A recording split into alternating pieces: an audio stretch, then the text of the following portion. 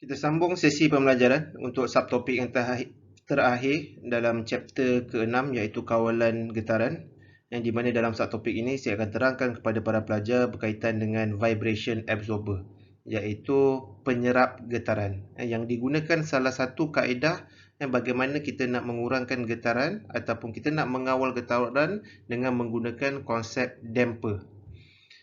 Okey, poin yang pertama, apabila excitation frequency coincide with omega n, iaitu di mana omega sama juga dengan omega n, akan berlaku resonance. Resonance kalau saya boleh simbolkan, ianya dalam bentuk infinity, iaitu getaran yang tanpa henti, sampai ke tahap struktur tersebut fail ataupun struktur tersebut gagal. The system may experience excessive vibration, so we call it a resonance. Second point, dynamic vibration absorber is another spring mass damper system. Kalau ikutkan dekat sini, ianya adalah salah satu kaedah bagaimana kita nak mengawal getaran dengan kita introduce a damper. Sebab dalam vibration isolation, kita menggunakan konsep of spring. Tapi dalam absorber, kita kena ada satu sistem tambahan elemen iaitu elemen damper. Kenapa kita perlukan elemen damper? Sebab di mana excitation frequency berada pada kedudukan natural frequency. So by hook or by crook, kita mesti shift away di omega n daripada berlakunya resonance, di mana omega n ini disamakan juga dengan excitation frequency ataupun dalam bahasa mudahnya adalah omega. Okey, poin yang ketiga adalah it can be installed at any location of structure or machine. Sebab tu kebiasaannya untuk vibration absorber kita akan apply the 2 degree of freedom system.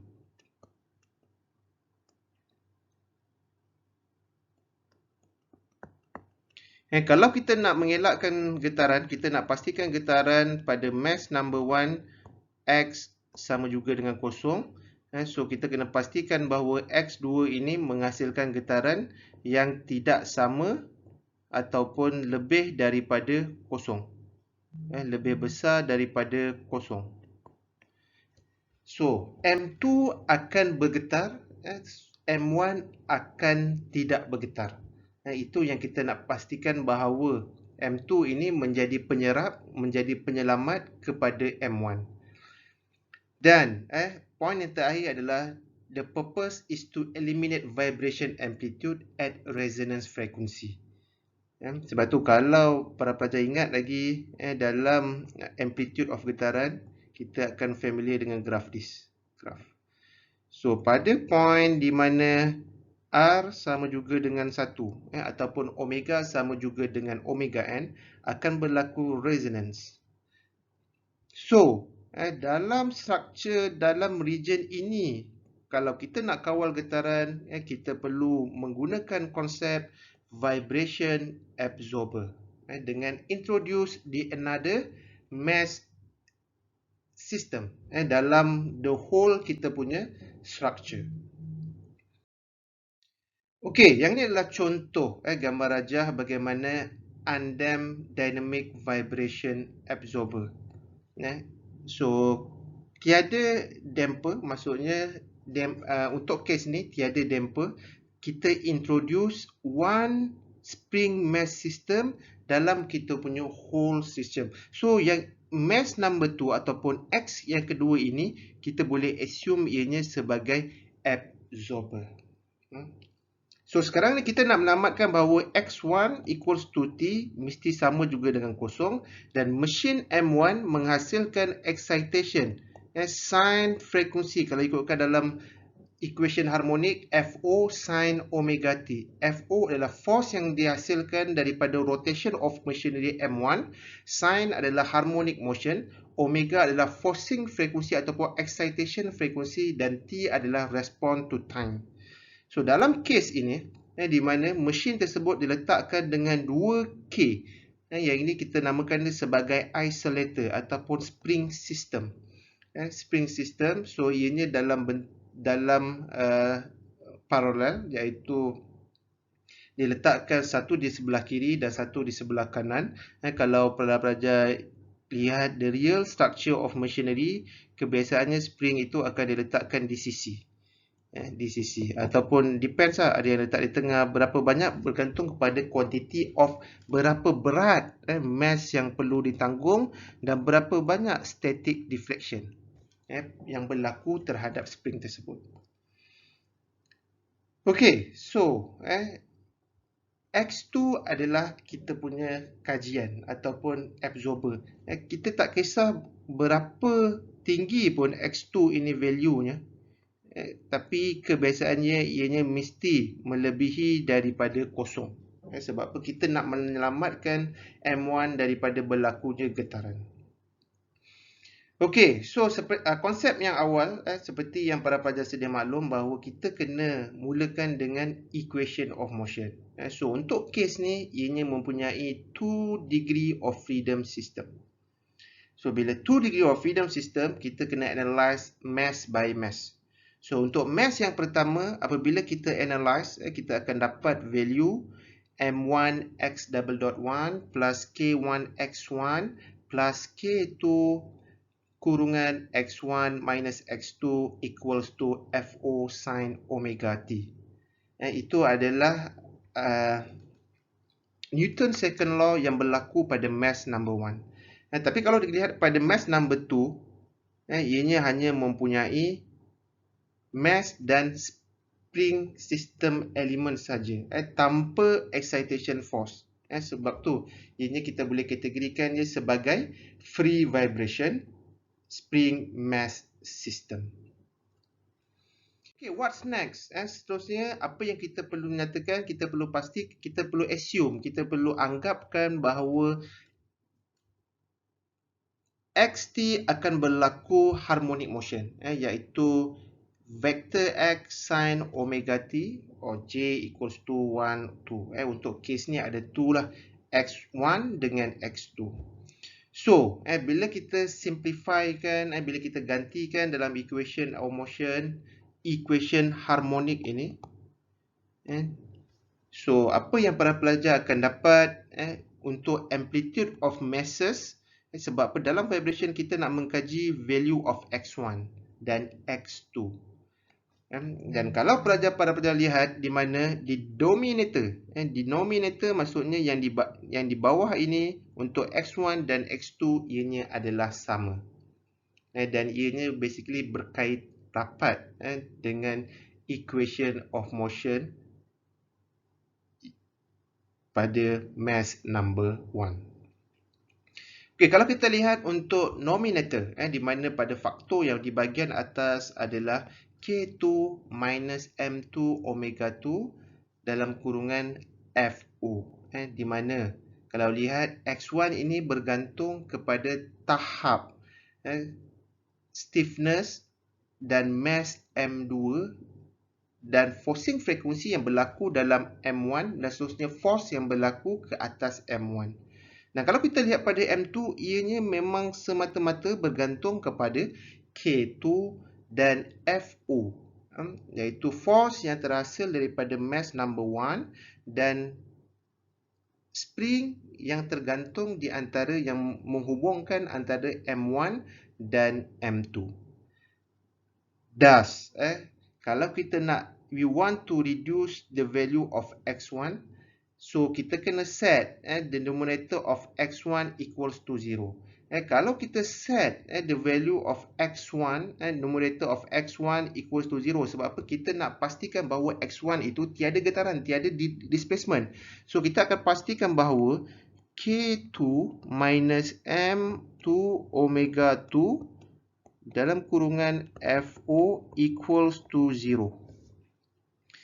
So, bila kita rearrange, kita akan dapat M2 divide, kita akan dapat omega 2 equals to K2M2. Dan di mana kalau para pelajar lihat di sini, omega adalah forcing frekuensi yang berlaku pada M1. Ianya ada kaitan sama juga dengan K2 over M2. Dan di mana omega sama juga dengan omega 1. Sebab apa? Forcing frekuensi yang terhasil daripada gerakan M1 itu sama juga dengan frekuensi ataupun omega dalam mass M1. So, apa yang kita boleh simplify? Omega sama juga dengan omega 1 dan ianya sama juga dengan square root of K1 over M1. Dan ini adalah kaitan di mana kalau pelajar lihat, bila kita introduce another undamped spring mass system dalam the whole structure yang besar, kita boleh menganalisis dengan menggunakan K2 ataupun K1. Which one? Either one. Okey, dan seterusnya akan terhasillah equation seperti di dalam slide yang di bawah ini. Okay, thus, if we can rewrite balik that previous equation x1 dan x2, kita akan dapat value bila tadi, kalau pelajar ingat tadi, equation tadi kita bahagikan semuanya dengan k1, kita akan dapat equation yang begini. Sebab pelajar kena ingat bahawa konsep of FO equals to K delta ST. So, bila FO, mana perginya FO? Sebab apa? Kita dah bawa delta ST ni sebagai denominator of X1. So, bila kita rearrange balik, kita akan dapat this value ni untuk X1 dan seterusnya untuk X2. Kalau para pelajar lihat, kalau kita lihat balik, denominator untuk kedua-dua equation ini adalah sama.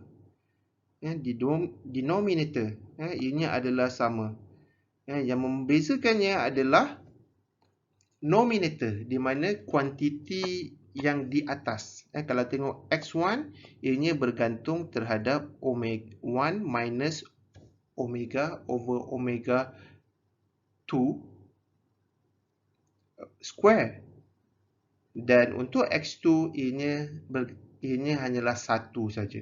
Sebab tu kalau daripada mathematical equation kita nak tunjukkan dalam bentuk fizikal, kita kena buat dalam graph of x divide by t untuk vertical axis dan horizontal axis adalah omega divide by omega 1. So bila omega equals to omega 1, berlakunya resonance tanpa absorber. Tapi untuk case ni, kita dah introduce the absorber. Jadinya absorber ini fungsinya akan berlaku dua natural frequency. It will shift away. Ni maksudnya. Dia akan anjakkan natural frequency dan natural frequency dalam case vibration absorber kita assume sebagai ohm 1 dan ohm 2. Matlamat kita adalah untuk mengelakkan daripada excitation frekuensi itu berada dalam location, dalam region of natural frequency. So, untuk this case, seperti yang kita tengok tadi, nisbah omega 1 sama juga dengan omega 2 yang kita telah simplify bahawa kita assume x1 itu close to 0. Dan yang ini adalah M2 over M1 equals to 1 over 20 ni. Basically, yang ini adalah general assumption. Di mana berapa banyak kuantiti yang perlu saya letakkan mass untuk absorber. Ianya simplification adalah 20 dibahagikan dengan 20 kali M2 sama juga dengan M1. Kita ambil contoh, kalau you punya mesin you 1 tan punya mesin. So 1 tan ataupun 1000 kilogram divide by 20. So lebih kurang you punya mass of vibration absorber dalam 50 kilogram. Itu adalah secara general. Okey, dan seterusnya, pada ketika x1 equals to 0, seperti yang kita agree bahawa omega sama juga dengan omega n. Di mana kita, bila omega sama dengan omega n, kalau tanpa absorber, ianya berlaku resonance.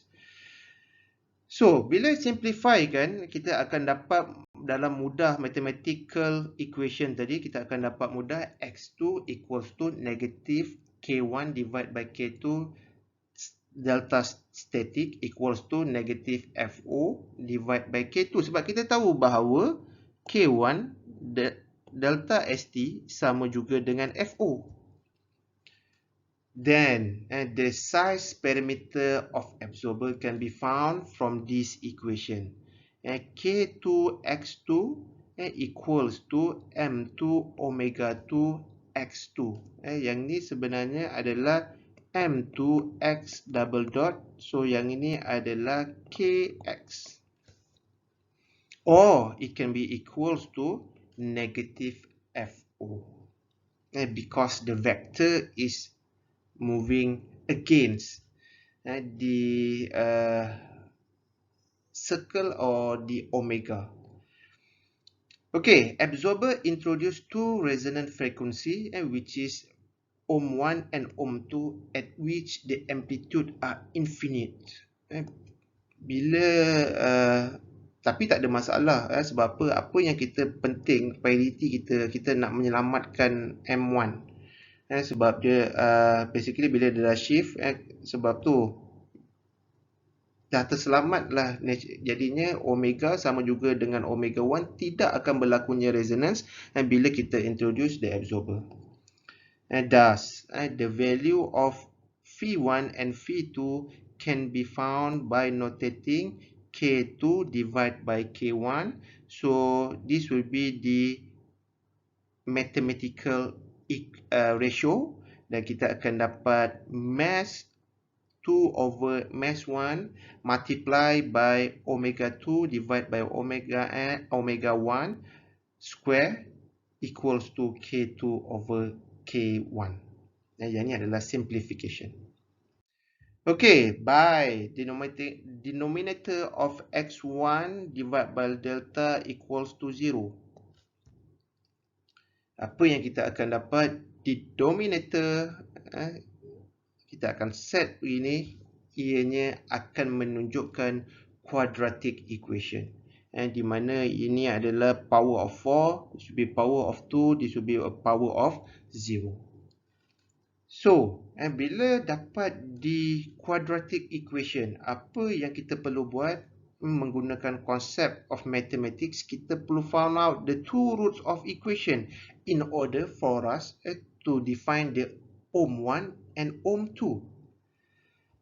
Dan so equationnya adalah b plus minus b power of 2 4ac divided by 2a if I'm not mistaken. So you need to double check again how to define using the mathematical equation. Then they simplify into this mathematical equation, then you can get the two roots of ohm1 and ohm2. But if this value or if the value is given, M1 and M2 is given, so you can define the value of ohm1 and ohm2 by using the scientific calculator. Okay, then the natural frequency of a new system, it can be spelled out or it can be written in form of R1 and R2.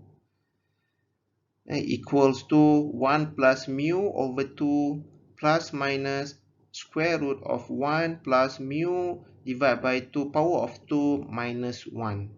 And like this equation whereby R1 equals to ohm1 divided by omega 2 and R2 equals to ohm2 divided by omega 2 and mu is M2 divided by M1. If by looking into this equation, so we need to find out the value of ohm1, ohm2, M1, M2 and omega 2.